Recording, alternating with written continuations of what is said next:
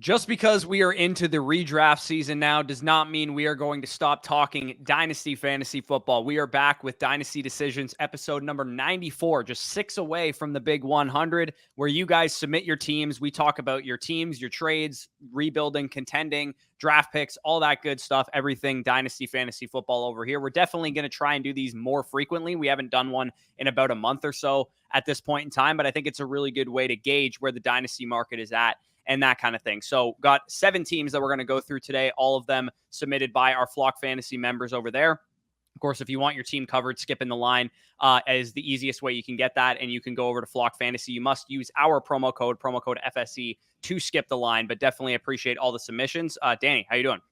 Doing well. And yeah, obviously, we go through our rankings, we go through, our live streams throughout the season, but nothing will compare to just being able to mix in a little bit of Dynasty. You guys have been begging for some DD for a while. You guys want us to cover your teams. You guys want us to go through some of your trades, and we got you covered today on today's video. But with that being said, as always, let's not waste any more time, and let's get right into the first team.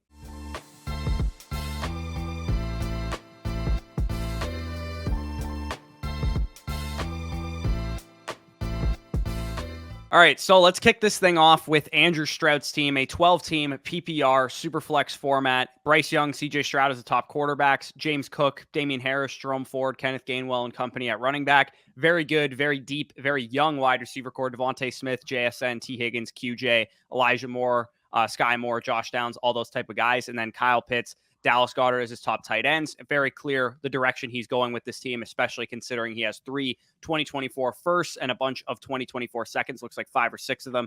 And then an extra third in 2024 as well. So very strong, well-built team. Clear that this is like a one-year punt kind of, house money type of situation. You're actually getting, by the looks of it, some decent production out of your running back core with Jerome Ford and James Cook specifically. But for me, the way that I would be approaching this team, and let me know if you think any differently, he said he started 0-2. He's bottom 4 in the league in points 4 and max points 4. He's like, I'm not entirely sure where to go from here. I think you could make the argument that you would maybe want to, try and compete this year. But given that you have 2 rookie quarterbacks, I'm most likely looking to offload any, spike production that kind of comes out of nowhere. So Jerome Ford is a perfect example, right? Nick Chubb, obviously a devastating injury. We have Jerome Ford now in a position where you should be able to cash out for at least a 2024 second. Yeah, absolutely. And I honestly think that in a few weeks' time, Jerome Ford, you might be able to package onto, another piece. Let's just say hypothetically, if we're looking at some of these win now options, like you say, you can't really have a market right now for Dallas Goedert. You said that in your little quotation there. I will say if he does have a spike week, maybe he catches a couple touchdowns from Hurts, and you could package Jerome Ford plus Dallas Goedert, and you can get a first-round pick and a young piece back. That would be the direction I would go. You mentioned that in order to compete, you would have to shell out all your 24 picks. Definitely do not do that.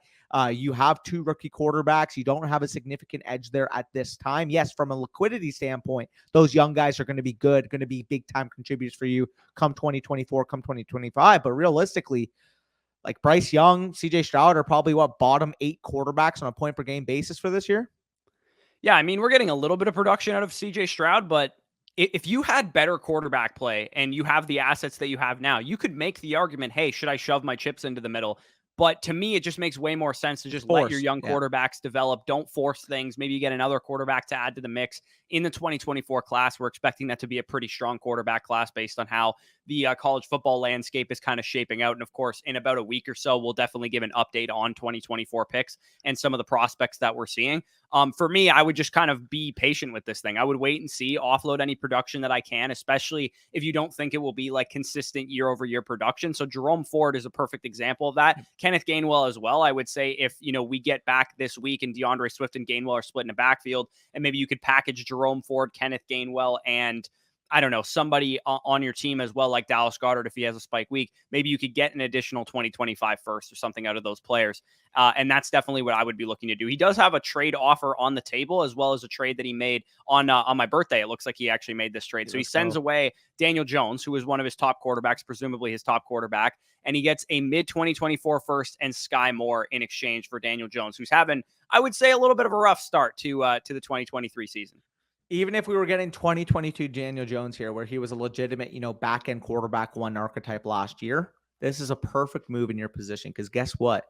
Now you don't have those quarterback points on your roster. Yes, he wasn't giving you a lot to begin with so far this year, but once they don't play Dallas, don't play San Francisco, like I'm sure Daniel Jones will pick it up from a fantasy perspective.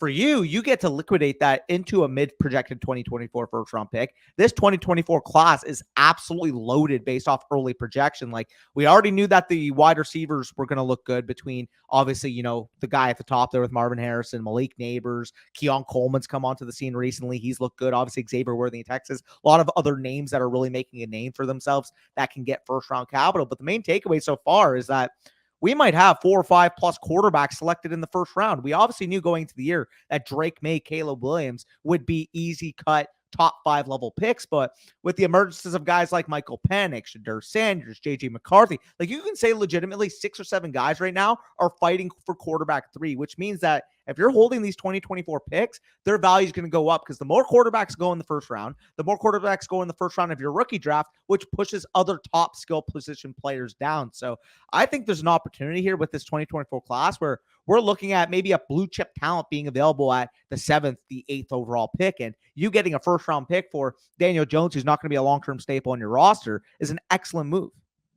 Yeah, he had a good week against Arizona for what it's worth. He had a monster fantasy performance, but I would say, I mean, your goal is to get running back talent in this year's class. And unfortunately, that's the position that's underwhelmed so far in college football. Yeah. But pushing players down the board, I'm sure we're going to get a bounce back from Trey Benson and Raheem Sanders and Travion Henderson and those type of guys. So yeah, you're definitely in a really good spot. He also has an offer on the table right now, and then we can move on to the next team where he'd be sending away Devontae Smith in exchange for Jahan Dotson and a probably late 2025 first. My opinion on this is that you're already in a position with a lot of liquidity. You've built up yourself, a nice war chest of picks. There's no reason to sacrifice elite talents for, I could call this like an insulated trade where you're getting a great, young wide receiver and a pick on top of it. Typically good process, but knowing that you already have like some staples at wide receiver and you already have depth at wide receiver, I'm more inclined to just keep Devontae Smith here.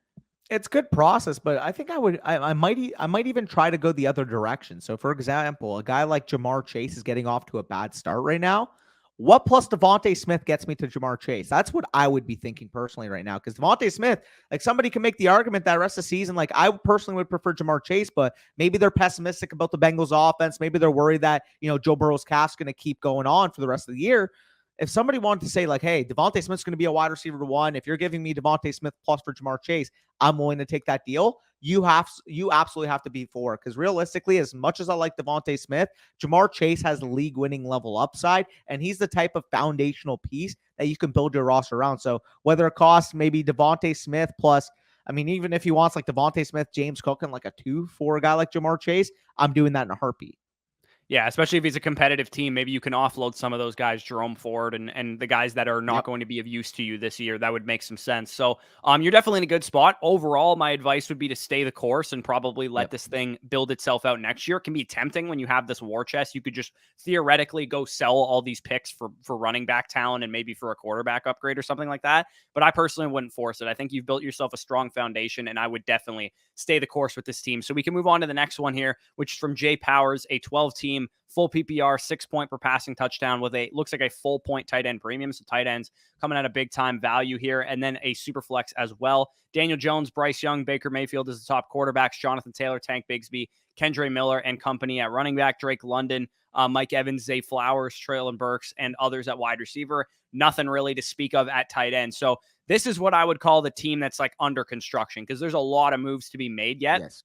But you do already have 3 ones, right? And I presumably would expect your first to at least be mid, if not early, once you make some more moves. And then it looks like you have an additional mid first, an additional late first, couple seconds here, and then an extra third there as well. So, I mean, first order of business for me, when I look at this team, Mike Evans is on a high right now. You have to sell Mike Evans. And I think any first round pick would get it done for me. Even if I had to throw in Mike Evans plus I don't know, somebody that's going to have some kind of value, but his teammate, Mike Evans and Baker Mayfield, maybe you could get a first and a second for that combo, or maybe you could get, a young receiver and a first for that combo. So that would be the first move that sticks out to me. And Jonathan Taylor, maybe you hold him until he comes back, or maybe somebody's, it's getting close to week 4. Maybe somebody is trying to buy him right now. Those 2 guys stand out as sore thumbs as guys that I would probably be looking to move.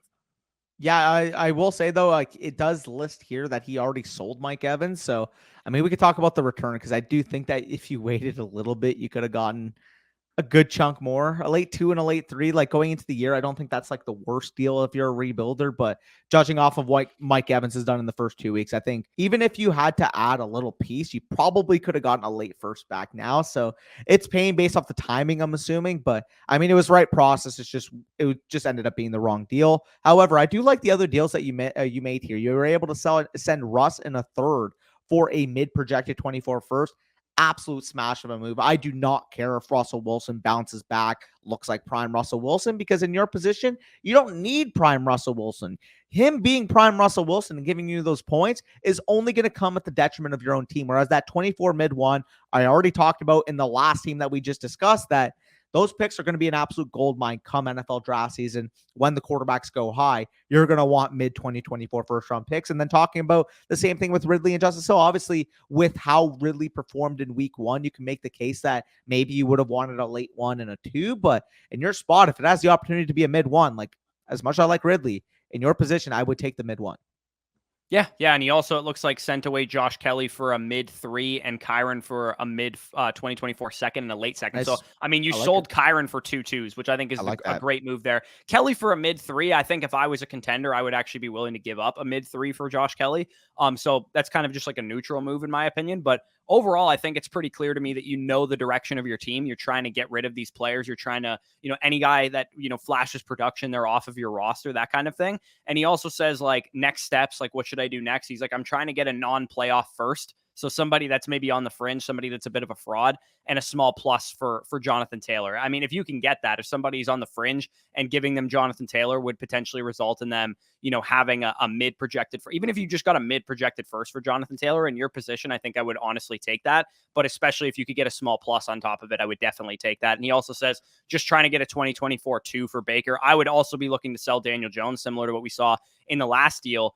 Daniel Jones was sold for a mid first and Sky Moore. Like, if you can get that kind of return, as we talked about at the first team, I think that would be a great move for Daniel Jones. It might be a little tougher now that he just had a primetime performance against the Niners where he didn't really look that great. I probably would have tried to do that after the Arizona Cardinals game when he had a big fantasy performance. So maybe you have to hold him a little bit longer and hope that he has a big performance again. But Daniel Jones, I mean, he's young enough that he's a quarterback. It probably won't matter that much. But I think you can buy low on other quarterbacks using Daniel Jones. Maybe you can go after, CJ Stroud with Daniel Jones, or maybe you can go after somebody a little bit younger. Maybe Brock Purdy is available for a similar price tag as that. So those are my next steps. Pretty much just continue doing what you're doing. Continue to sell the players that are high productive pieces for you, and you should be in a good spot going forward.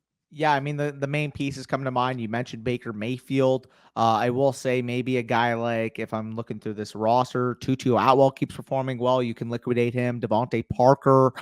Paris Campbell had a decent game in terms of involvement yesterday. Maybe he can net you some pieces. If you can just get a bunch of these fodder pieces and liquidate even for like a 2 and a 3, if it's like Baker plus those pieces, I would be absolutely for that in your position. But I think we move on to the next team here, and that's going to be from Ahmed. And in terms of the roster right now, it is a start 9 super flex league with 12 teams, 4-point passing touchdown. He's got Trevor Lawrence, Kyler as his main quarterbacks, Kyron Williams as his main running back there with some fodder pieces with some upside, like a guy like Chuba Hubbard and Kareem Hunt. Wide receivers, he's got Amon St. Brown, Nico Collins, Jahan Dotson, Jordan Addison, etc. there, along with Kyle Pitts and David Njoku and Jake Ferguson at tight end with 2 firsts, 2 seconds, and all of his picks in 2025. So, yeah, we can look at this team. What are your main thoughts?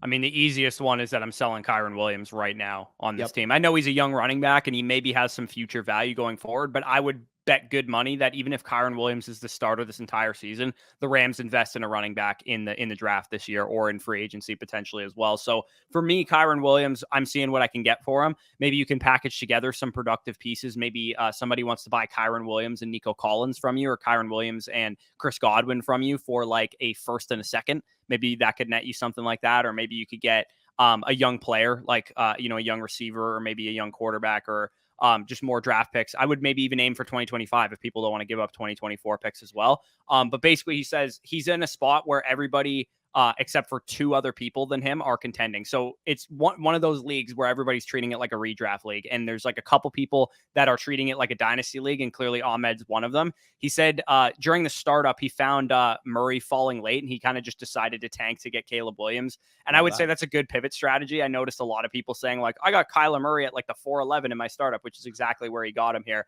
And you guys can see the startup trade that he made in August when the startup actually happened. I mean, now with the Nick Chubb injury, this guy really got raked over the coals. But even at the time, I would have easily taken your side. This guy sends away, his 411, his 502, his 2024 first and second, essentially just to like get a 605, a 1005, and then like a third involved in that trade. So again, at the time, this is a horrible process trade. Like he traded up like a round of ADP in the startup and gave up like his entire future and 2 very highly valuable picks, which became Kyler Murray, Jordan Addison. And then he has these first, again, I would imagine without Nick Chubb now, that first could project to be early or mid at the very least. Dameon Pierce has not been getting the same role thus far. Mike Williams is fine, but he's not going to be a needle mover in terms of production. And realistically, talking about Kyler, we're talking about Jordan Addison, we're talking about 2024 first round pick. Is the whole left side able to get any single one of those pieces off you today? I don't think so. That's crazy. That's a wild. Definitely not Kyler. I'd rather have Kyler for sure than the whole left side. Addison, there's a conversation given how he's performed so far at this point in his career. And if that first is projecting to be 104 to 106, I would say, yeah, probably I'm taking the 1 over the rest of the package as well. So very good job. I mean, he says, I feel like I just took this guy to the woodshed and I kind of almost feel bad at this point, which is, I mean, that's kind of funny, but he says any moves that I should be making right now because Dynasty Daddy says his team is the worst, but I feel like I'm cutting it close with no other person. I'd like some more draft capital to. So the thing about Dynasty Daddy that it's a great tool, don't get me wrong, but it's not going to really recognize if you're in like a 1-year punt. It's good to recognize if you're rebuilding, and it's good to recognize if maybe your team isn't good enough to compete, but it doesn't have a 1-year punt option. And when your team is structured the way that yours is structured, 2 young quarterbacks, very good wide receiver core, Kyle Pitts is your tight end, and some draft capital. In my opinion, this is one of the most ideal places to be in a dynasty league because all you have to do is add running back talent, which in most leagues is very affordable to do so, especially if you have a lot of draft picks and players that you can move for that. So for me, I think, I'm just staying the course, selling any productive pieces, and hoping to add my running backs in the 2024 and 2025 drafts. Yeah, and to be fair, I think what he meant by worse is probably like in terms of the standings for this year, not the evaluation of the squad. So, like if you're competing with one other person for Caleb Williams right now, do whatever you can to make sure you get him. Like realistically, you got your quarterbacks pretty much set, but a guy like Caleb Williams can legitimately get you. Like we're talking probably 4 first of equivalent value he's going to be worth as soon as he comes to the NFL. Like I think he might be a top 4 overall startup pick when he comes in. The level of hype he's seeing, especially if he goes to like Arizona and they get Marvin Harrison Jr., dude, like he's going to be a top 5 startup pick. We just kind of have to recognize it now. So putting yourself in a position to, even if you don't want Caleb Williams, be in position where you have a top 5 level startup pick with your first round pick. And then if you want to move down, say somebody at 102 is in desperate need of a quarterback. You have Kyler Murray, you have Trevor Lawrence, and you hold the golden ticket to a guy like Caleb Williams. You might be able to get 2 1s plus Marvin Harrison for Caleb Williams come draft season. It's wild. So you could just take a page right out of the Arizona Cardinals playbook and hold Kyler Murray because he's going to help you tank, which is exactly what the Cardinals are doing right now. And once you can draft Caleb Williams, you draft him. And then once Kyler Murray gets traded, let's say to the Falcons or the Commanders or some other team, then you just sell high on Kyler Murray. So many options. Just essentially make out like a bandit because you used Kyler Murray to help you tank. You held an asset that's guaranteed virtually to go up in value because we know Kyler's a great quarterback and he's going to probably go to a new situation once they draft Caleb Williams. And if it's a good situation, you might get even more than he was worth before when he was in Arizona. Like he was worth probably, 2 first plus of value when he was with Arizona and healthy. He might be worth 3 plus first if he goes to the Atlanta Falcons next offseason. Yeah, and I mean the one move to be able to help you get there is there's actually a few moves, but the 2 main names that I'm looking at are Kyron and Kareem Hunt. Obviously, Kareem Hunt signing with the Cleveland Browns. If you could even package them together, maybe you get like 2 2s and a 3. Like that might be attainable, even if it's only like 2 2s and they project mid to late. Like just get the production off your team. You don't need to hold those running backs. And the other point, the added bonus of it is that if you're working in a max 0.4 system, I believe he said that, correct? Or it was the other one. But regardless, I'm assuming it's probably a max 0.4 system for determining your draft order. Well, guess what? If you have no running backs putting up points, your best ball lineup, your potential points lineup is going to be with a running back dropping 3 points rather than if Kyron Williams finds the end zone, that's like 14 points. Or if Kareem Hunt steals a goal line carry from Jerome Ford and scores, that's 9 points. You're just eliminating those points on a weekly basis to better position yourself to get the ultimate prize, which is Caleb Williams. Yeah, I have a 1-year punt dynasty league right now where I sold Josh Kelly and AJ Dillon, and now my only 2 running backs on my roster, like I have empty roster spots, and I'm not picking anybody up because nobody's forcing me to, are Zonovan Knight and Clyde Edwards-Helaire. Those are the only 2 running backs on my roster, and I have like 5 2024 firsts. It's funny because a similar case, obviously, Flet, but Flet, who's in our listener league, in our Tone Setters league, I actually made a trade for him where Jerome Ford and Kyron Williams were coming back my way as a contender because I needed some RB depth. And his only 2 running backs left are TDP and Rex Burkhead, I think. So, like, he knows what he's doing, man. Like, you're not getting points from that running back position. Yeah, absolutely. So we could probably move on to the next team here. Before we do, though, we have to give a shout out. Hey, lads. Today's episode is brought to you by our sponsors over at Manscaped, the leaders in male grooming across the globe. Football season is back, and you know what that means. Touchdown dances, Sunday tailgates, and epic fantasy showdowns. But fellas, let's not forget the real MVP of the season, Manscaped, and their newest product addition to an already stacked roster.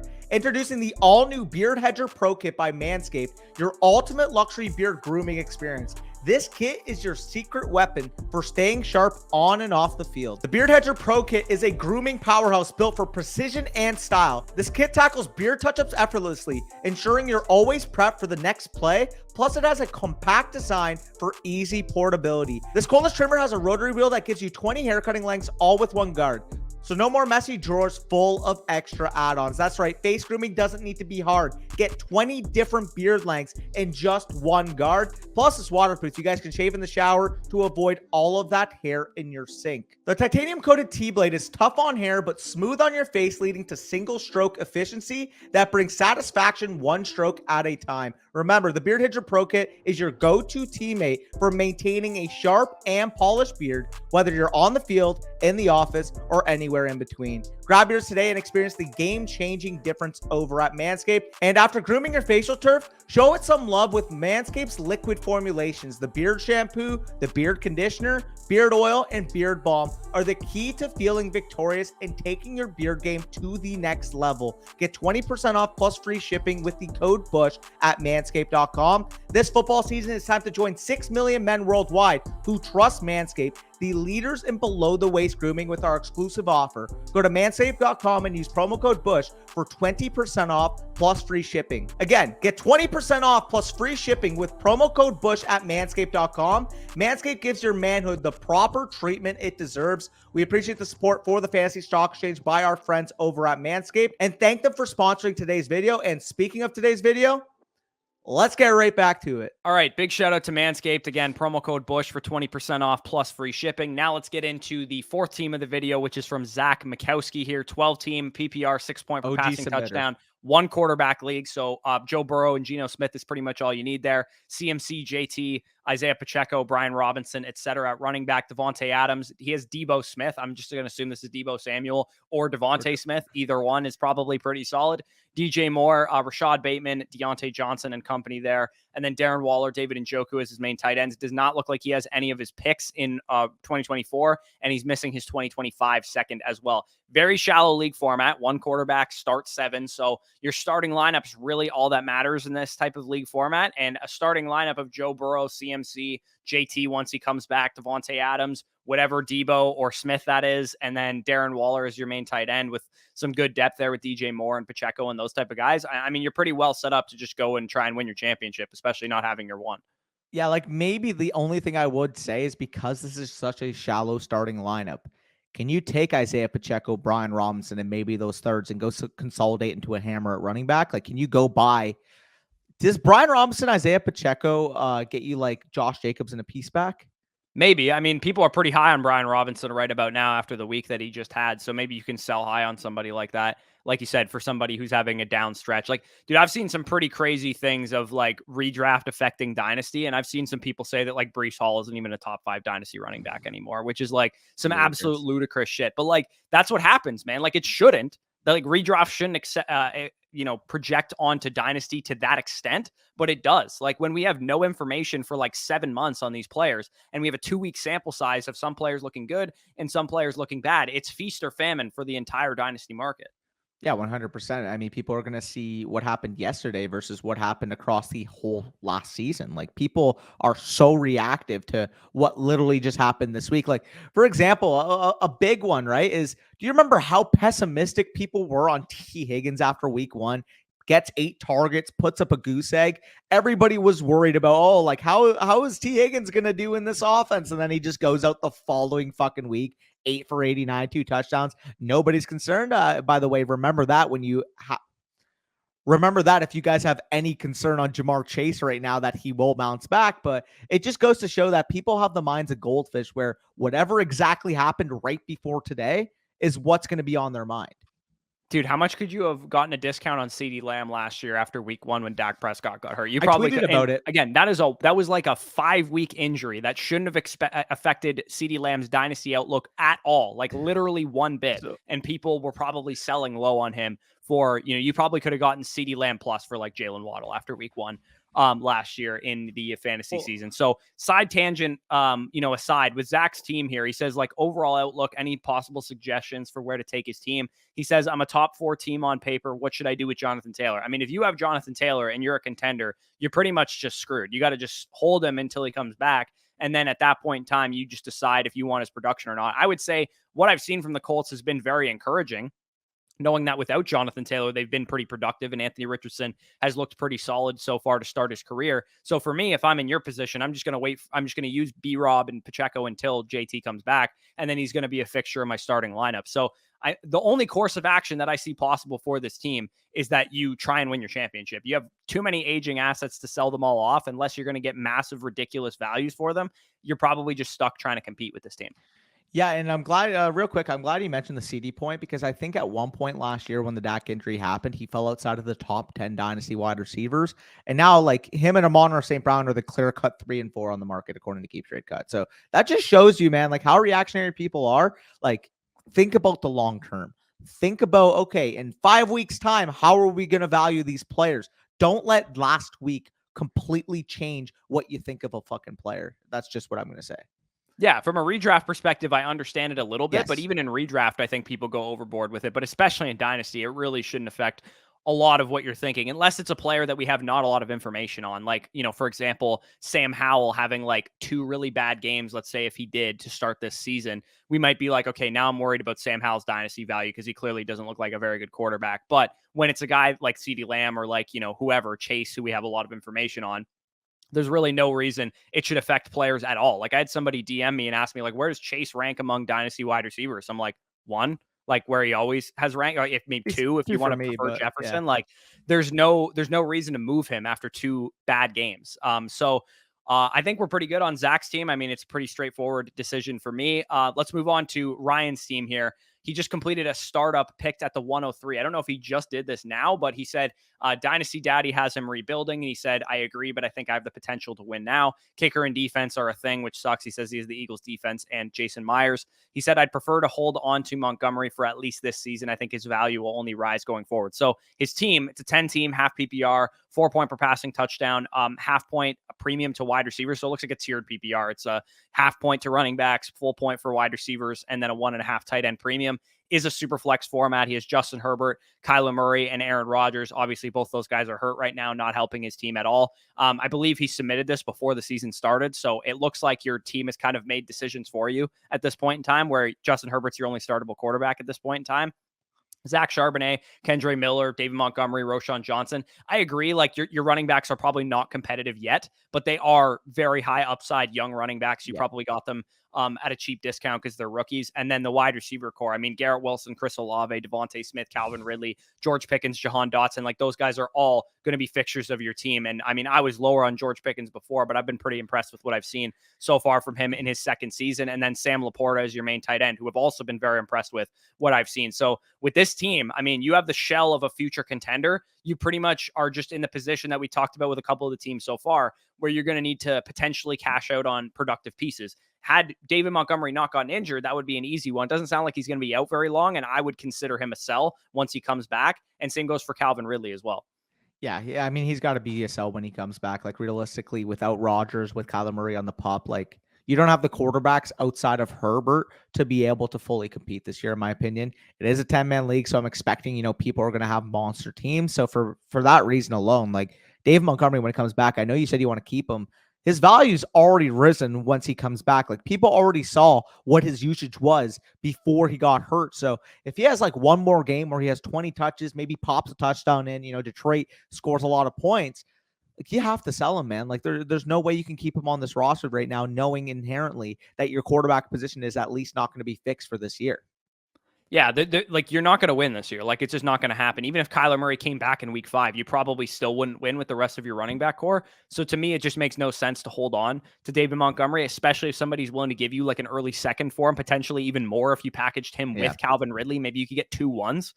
Which I think would be not outside the realm of possibility from somebody who's a contender. They might be like, hey, I'll give you my 2024 and my 2025 first if you give me Calvin Ridley and David Montgomery. If they need another wide receiver and another running back, it's a start 10 league. So even though it's only a 10-teamer, it's pretty deep starting lineups. But for me, I just don't think you can compete. I think you have a very good wide receiver core, and that's what I would build around going forward, as well as your young quarterbacks that you have. Like all you really need to do is have some of your young running backs develop, and then add in another running back or 2 in 2024, and you'll be in a house money season next year. Yeah, no, I agree. Overall, though, I think you structured it well. You built up a ton of depth at your wide receiver position. Your quarterbacks, while hurt right now with Kyler Murray on the pup, Aaron Rodgers out for the season, they project strong long-term. Like realistically, anytime you could say you have Justin Herbert, Kyler Murray in a super flex format, you're looking strong there. And of course, Sam Laporta, the early signs right now, like he looks like he's a clear-cut top 6 to 8 dynasty tight end with the opportunity to rise more. Like you can make the case that following this year, if Sam Laporta keeps up the pace, maybe finishes as the tight end 7 or 8 overall in his rookie season, I think you can make the case that he's a top 5 dynasty tight end.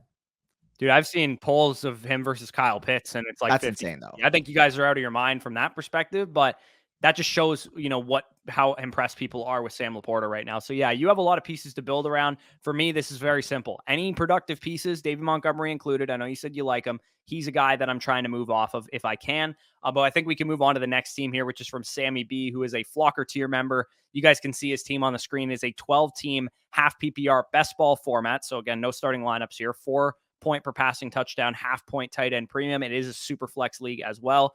Burrow and Bryce Young are your main quarterbacks. Charbonnet, Warren, Spears, those type of guys at running back. Again, very similar structure to the teams we've talked about so far. London, Watson, QJ, Rashad Bateman, young wide receiver core with Greg Dulcich as the main tight end there. But he does have an absolute missile of arsenal of picks here with 4 2024 firsts, including 1 he projects to be early. I would assume that's yours.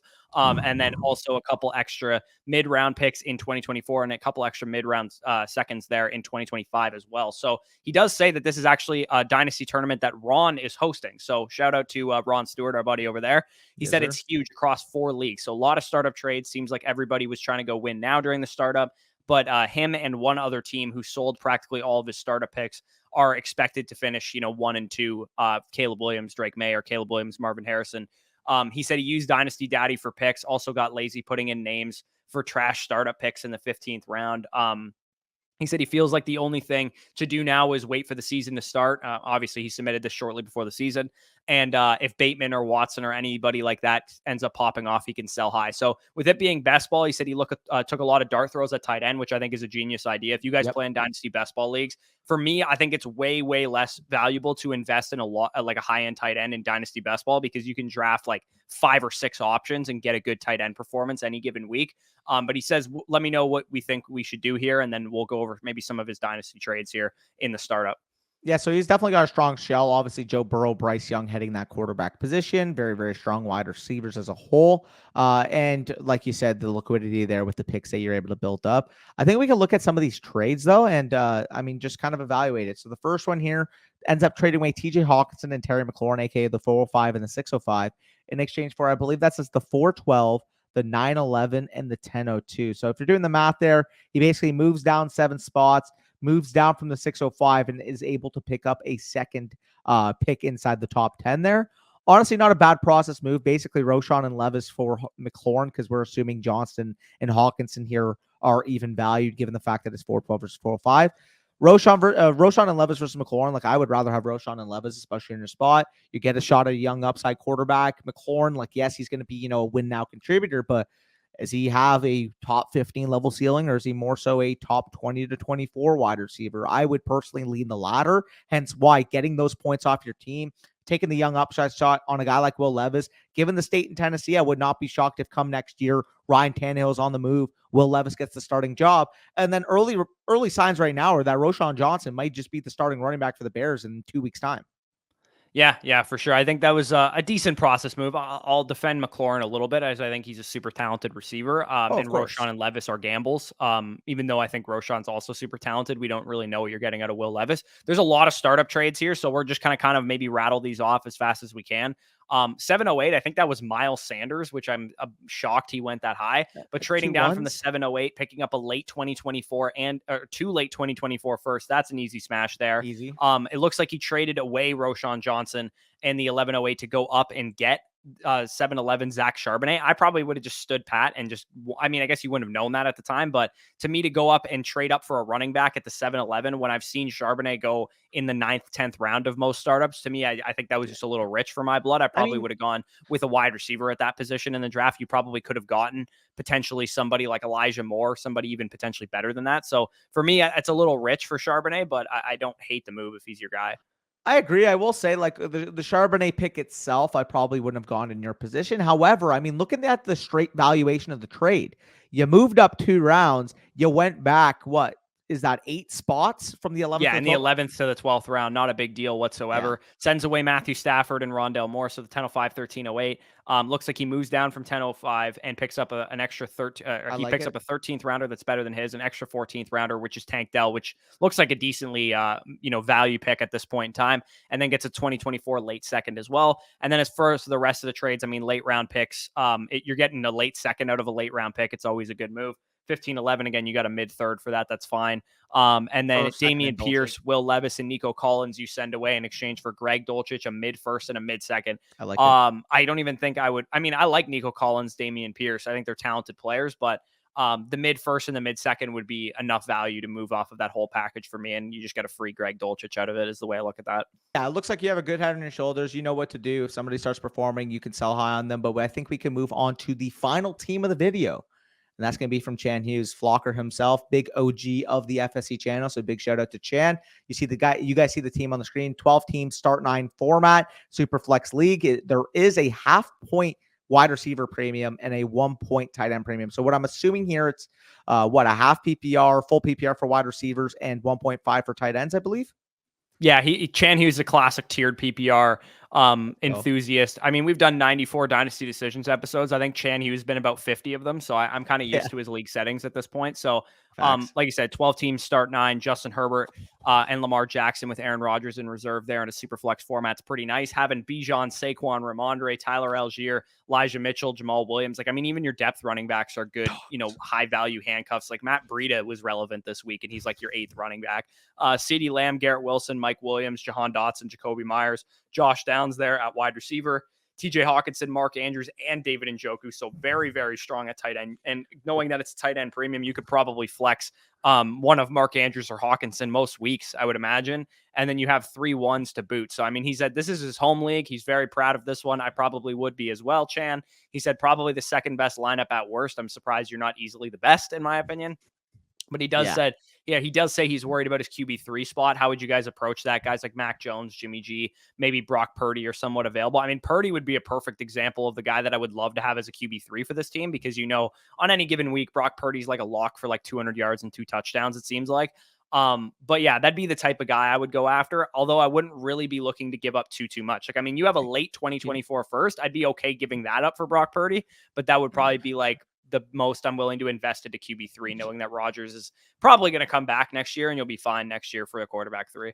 I personally would hold the liquidity and I would try to move for a hammer if the opportunity does represent itself. And the position I'd be looking to do that at would actually be at wide receiver. If you could take one of those picks plus Mike Williams, go upgrade to a legitimate difference mover. Like, can Mike Williams in one of those first get you Tyreek Hill? I would go do that type of move in your league, especially. I don't think you'd be able to get away with that. I don't think so. I think you could maybe get away with, though, is if you Jahan wanted Dotson? to move off of, because you're so deep at running back, you might be able to offload some of your aging running back production with Saquon Barkley once he comes back from injury. Maybe you could move Saquon Barkley in a first and get to Tyreek Hill or somebody like that at wide receiver. Maybe you could get even a Jalen Waddle. I'd be okay with going after with a team like this.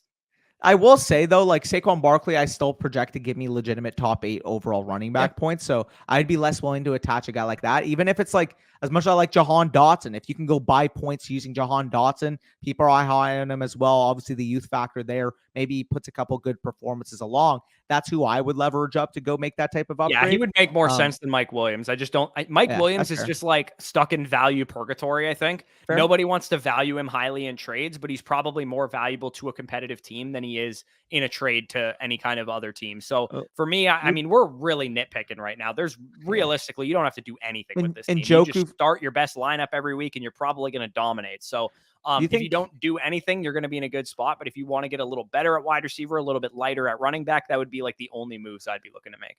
Would you package Njoku plus maybe one of those lower end running backs? Maybe somebody's in a pinch. Algier, maybe.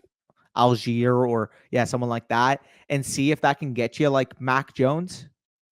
Yeah, I mean, if it can get it done, I think that's fine. I don't even think you're really in a position where you have to get another quarterback. Like, worst case scenario, you just start Herbert and Jackson every week, and if you have bye weeks or whatever, just throw TJ Hawkinson into your super flex. Like, if it's just a 1 week thing, it's not that big of a deal. Or if you really wanted to go after another quarterback, like you could get somebody really cheap. Like I'm talking, go after Ryan Tannehill as like your third quarterback or somebody like that, or Jimmy Garoppolo, and just pay like bare minimum Baker Mayfield. Like somebody like that would maybe get you by as your third quarterback. But honestly, I don't think like you're in a position where you're literally never going to sit Lamar Jackson or Justin Herbert. So Baker Mayfield or somebody like that, if he's your third quarterback for this year only because Rodgers should be back next year, then that's fine.